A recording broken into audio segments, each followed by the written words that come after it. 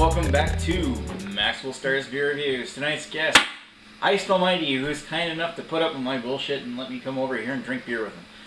Gonna take a look at a beer that was sent to us by another beer tuber. We're gonna take a look at a beer that was sent to us, a very, very, very special beer that was sent to us by the Albino Rhino. We totally are not worthy of this one because this is amazing. Gonna take a look at a special collaboration brew called How Do You Say Monkey in Latin? Dubbel IPA. And note that Dubbel, Simianus or Simius or Simia is monkey in Latin, whatever. This one here is a Dubbel IPA. Note the spelling of double here is in the Belgian style, Dubbel.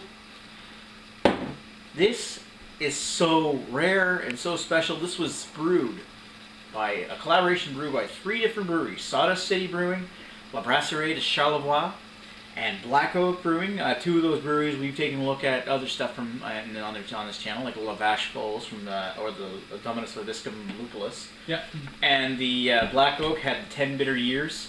That was amazing. It was pretty fabulous. Yes, it was. And Sawdust City, which is a relatively new one. This one was a special collaboration brew made for the 2012 Canadian Brewing Awards. That is unreal that we actually get to try something like this. Thank you, Rhino, for sending us this bottle. I'm pretty sure he sold his soul or something for this. I don't know. From what the story he told me, he went to the Black Oak Brewery looking for the 10 bitter years, and he asked if there was anything more special out back. And this is like probably urban legend at this point. It never hurts to ask. No, it never hurts to ask. Because they came out with a case of this, I guess, and they gave him like a 12, like 6 or 12. Yeah, I know. Fuck you. But you know what? Thank you, Rhino, for actually sending us this one because we are not worthy. Anyway, it says right on the bottle, best after July 31st, 2012. This is so now waited an entire day, and it's now August 1st. It's now August 1st, and now we can crack this one open. It actually has some specs written on the back. It says ingredients: Cara aroma malt, Pilsner malt, wheat malt, Munich malt, Galaxy hops, Legacy hops, Nelson Sauvin hops, Trappist yeast, extra dark candy sugar, and sugar. Original gravity 16.4, fermented gravity I'm assuming 3.8. IBUs are 60, and SRM, I'm not sure what that means, 14. I gotta get more into home brewing. Big thank you to our generous partners: Hops Direct LLC, Beer and Wine is Filtered, G+P, United Bottles and Packaging, Taps Magazine, I think, Label H More Printing Services, Labels and More. And this was brewed at the Black Oak Brewing Co. in Etobicoke, Ontario. Holy cow, 6.8% EBV. We cannot say enough just how honored and how amazing it is to be able to try this. Now, Rhino told me that the best way to enjoy this would probably be, because of the type of hops used, to get to it as soon as possible. But not too soon. Yeah, because I saw the label on the back saying July 31st, 2012, and that kind of spoke to me. This is brewed in the Belgian style. They probably primed it with some extra sugar and a little bit of live yeast before they bottled it, just so they could bottle condition this particular beer. If that is the situation, then if you were to drink it too soon, it may come across as a little unfinished and a little too sweet. So I wanted to make sure that I waited to the proper date, because I think the Brewing Awards are in like May. Something like that. Yeah. But not too late, so but not too late. Yeah, so not too late so that the hops stay good, because probably those Nelson Sauvin hops that are the rare ones. I'm not sure. Rhino will probably let me know. Never heard of them. Never heard of those ones. It's the same hops they used in the 10 bitter years. But, is it? Yes, it is. So it should be good. Yeah, so I'm thinking that it's probably best to enjoy it at the specific date so that the hops haven't gone away, and yet it's had long enough to mature. Anyway, my intro's been long enough. I'm going to pause for a second just to make a pan into the second part of this review. Beer time. And Max's intro was so long, I'm starting to sober up. So let's get to drinking. Beer. Beer. So I noticed that this has actually got a slightly different shaped bottle. It actually looks really cool. And look at the label on that. That's a really neat looking label. Oh my god! Well, I guess it's not really X. Is it X shaped? Yeah, it's actually X shaped. Oh wow! It's actually cut out, so not just black. That's actually the seam of the bottle. No, it's really cut out like that. means that they put some extra effort into that to actually put it on like a planer or whatever they call it, and actually cut the labels specifically for that. No, that's the seam of the side of the bottle. See, if you look over here, nothing. Oh yeah, neat. Yeah. I am definitely saving that bottle. So that's fucking amazing. All right, the 10th anniversary. Oh wow, it's almost like it wanted to be opened. Itching to get out. Put your glass here. Make sure you give you a little bit. So I don't have to tell anybody that a Dubbel beer is typically kind of like your middle of the road Belgian beer. It's like an Abbey type style. Yeah, 2.5. How about you? We're fine because this bottle's this glass is shaped more like with a bottom heavy. Got about the same amount of head. I think you got a little bit more than I did, but it's because you got the very first part. I got all the crap at the end. Yay, you get the floaties. Yay, floaties. The Dubbel style of Belgian beer is kind of like you're like a bit dark and malty, but at the same time light and fruity.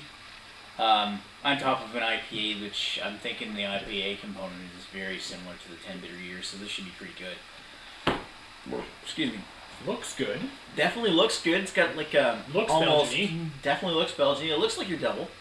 It looks like I got a hair inside my glass. It looks like a Horatio's hair. I don't know where the cats are, but they don't seem to be in the glass. Well, yeah, there's Horatio right there, you little culprit. It was definitely a white hair, and it didn't look like one of mine. So looking at that, it's kind of like kind of a brownish appearance, brownish orange, like burnt orange. Yeah, it's not filtered all to hell. No. I mean, it's not thick or anything, and I don't see a whole lot of floaties in there. I just see this basically thick and hazy kind of beer. And the head's dying off. Give it the smell. Smells Belgian. Whoa.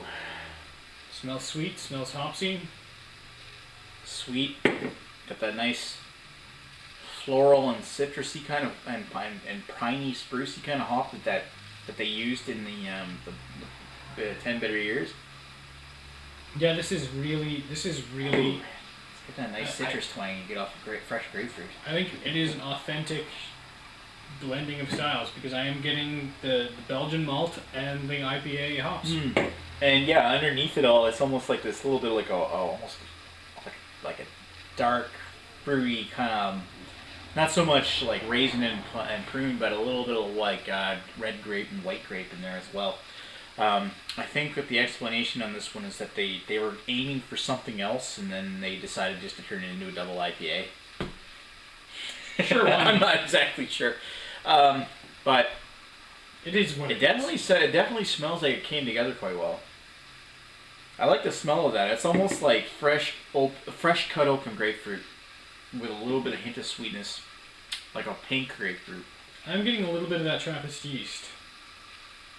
A little hint of dustiness. Yeah, little dusty, little musty. You know, your usual Belgian.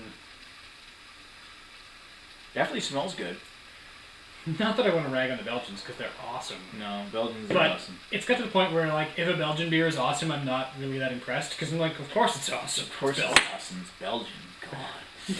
Anything less would be disappointing. Anyway, down the hatch. Down the hatch. Thank you, Rhino. Cheers, Rhino. Cheers.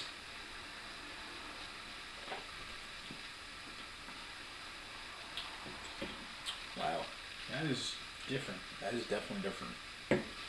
It's definitely got the malt content to really go along with the Belgian Dubbel assessment. But at the same time, it's got this weird, almost slightly foamy kind of tasting hop content that's a little on the earthy side, a little earthy and a little piney. I would say that this definitely has the same hops as the 10 bitter years. But not quite as it's not bitter as and eruptive. I don't know if Fuzz would spit this out as poison. No, I don't think so. No. It's almost like the hops died off a little from 60. I mean, it is bitter. It is nice and bitter in the sense that it's... I think for jaded, this is probably 60.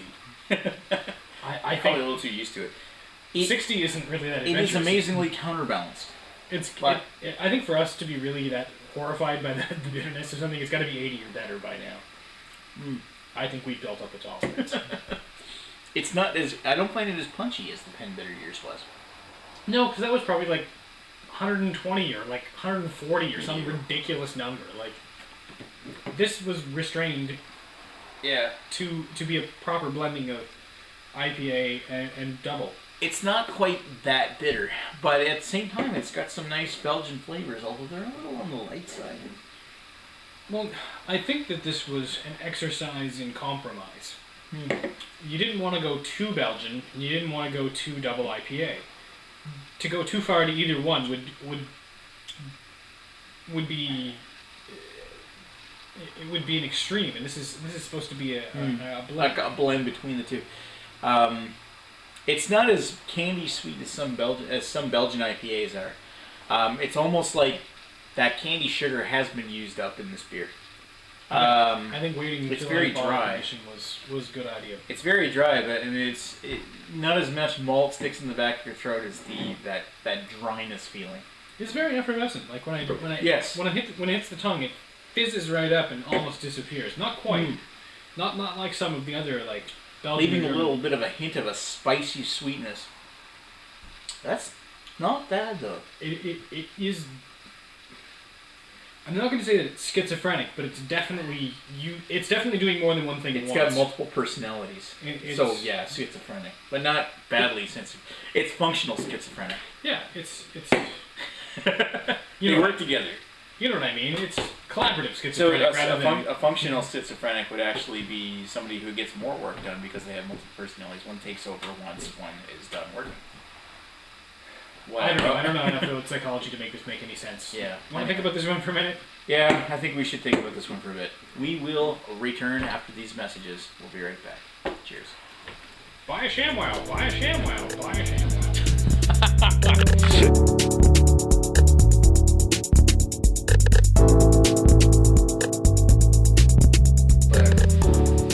And we're back with How Do You Say Monkey in Latin? A collaboration brew between Sawdust City, Microbrassire de Charlevoix, and Black Oak Brewing of Ontario. Microbrassire de Charlevoix is on Quebec. But, what did we think about this particular beer? Take it, Wilson. I thought this was a really interesting thing. It is a true hybrid. And for that, I congratulations are in order. Sometimes hybrids are really good ideas, like the black IPA we just had earlier tonight. And sometimes they're terrible abortions of ideas. And this actually came together really well, I thought. Yeah, it is definitely well put together, and you can tell that they put a lot of care and a lot of craftsmanship into this beer, and it really shows the quality of what these three breweries can definitely provide. The only thing is that I'm not incredibly wowed by it. I mean, it's got this nice, like, mild Belgian Dubbel kind of flavor and a nice mild IPA kind of flavor. It's not what I'm kind of coming across as incredibly bitter for an IPA. It's not coming across as incredibly flavorful for a Belgian Dubbel. But it's a great combination of styles. It's just... It's not incredibly wowing. What do you think? I think you liked it more than I did. I think maybe one of these breweries or some other brewery can take this double IPA, double Belgian idea and push it further. Push the envelope. My bunny's on Charlevoix. Make it more malty, make it more yeasty, make it more dark fruits, make it more hop bitterness. Yeah, like that lupulus is amazing, like as far as Belgian IPAs go, but it's basically made more on a triple style than double. Right. I think that as an originator or as a groundbreaker or as a prototype, this works really well. I mean, could there be more work done to this later? Perhaps. Yeah. I mean, it's only the first time they've ever made this. Exactly. I mean, is there somewhere to go from here? Sure. But as a first step, this is definitely in the right direction. Oh yeah, for sure. For having never made this before, this is great. I like it a great deal. That's nice, Diego. Oh, and the cats are licking their assholes. Think he just had a dookie. No, I think he just likes it. Okay, back to the beer. I don't know. I just think it's a great merger of the styles, but it's not an incredible beer in the styles of either or. You, on the other hand, you liked it. I don't think it's necessarily incredible. It's not the best double. I'm not gonna give it a really low mark here. It's really definitely not it. the best IPA I've had. No. And it's not the best double I've ever had. No. But it really, really works. Is it thoroughly enjoyable? You're damn right it is. You bet your ass it is. And you know what? It really did teach us how to say monkey in Latin. Simia? Simius? Simia? Anyway, that said, Simius? I'm going to give it a 3.75. What do you think? No, I can't do... No. 4 1/8. 4 1/8 again. Isn't that what you said about the 10 years, or is that a different one? No, I've never given an 8th before. Yes, you have. Have I? Yeah, I just processed one of your videos there. I've not been sober enough to remember giving an 8th before. I'm pretty sure you did. Anyway, 4.8, which works out to be like 4.125. Yes. Alright, so you definitely give it a little bit more. I think it could use a little work, but at the same time, I'm really, really fucking honored to be able to try this. It's amazing. I think that this is definitely the start of great things to come. And unless I think it's not. Do I think this should be a made again? I think it should be approved upon and definitely made again, because you're certainly onto something. That type of hop and that type of Belgian flavoring, that's really something to work on. I really do love my Belgian IPAs. They're one of my favorite styles, really. As much as it's not really a style at all. But yeah. Anyway. Not the best Belgian IPA I've ever had. I think it leads a little more, but at the same time, it's a great starting place, and it should be continued. But chances are we'll never see this one made again. So thank you very much, Albino Rhino, for sending us a bottle. We are definitely not worthy. I sound more not worthy than HeistAlmighty here, who's currently bowing his head because he would have sold his own grandmother to get the bottle of this. Traded, whatever. Actually, this one he probably would have sold. No, it's a barter economy. All right, thank you for watching, guys, and we definitely enjoyed this beer. 3.75 for me, 4 1/8 for HeistAlmighty. Thanks for watching, and we will chat with you folks later. Cheers.